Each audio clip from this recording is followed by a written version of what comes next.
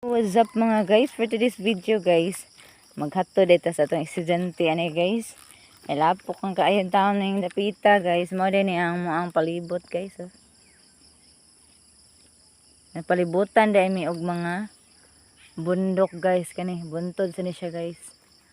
Muna siya guys. Taga suok yun mi guys. Muna nga kinahanglan gid mig extra chinilas guys ug magkuan or ang gamito namo diri guys mga bati nga chinilas niya among nindot nga chinilas adto ra isuot namo sa kalsada kay saon man guys agi gud kaani guys magali kay ni uga-uga ni siya kung mag-uwan lagi guys grabe hitaka nya kani guys man na ang basak guys gitamnan na ni siya og daghang saging kay way tubig mo na nga saging sa lagitan no. Nindot kaayo ang panahon na to karon guys.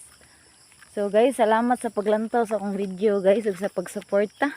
Thank you very much. Yan ginahinay pamiglakaw ani guys kay layo pa man guys. Layo pa kang eskwelahan guys. Oh. Mo ni siya guys, napod may murag sapa-sapa dali guys.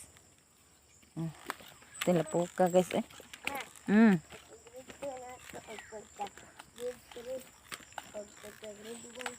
Mo ni guys ang mga kamisa ni Ate Ima. Para bigig tag-as na pud kaayo guys. Sa magkugigid guys nagi maani guys.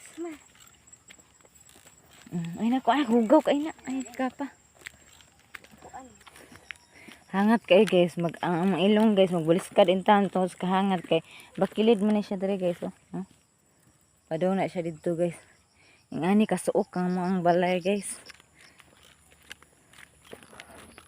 ug mo na siya guys ang atong among basketan guys mo na siya sentro guys ani siya basketan ngani kalayo mo lakawan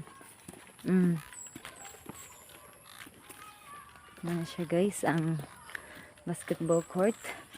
Abot ni ko ay. Ano siya guys ang sentro guys barangay hall. Og eskwelahan ni siya pa doon guys.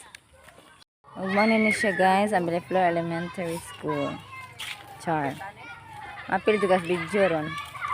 So guys, thank you for watching guys.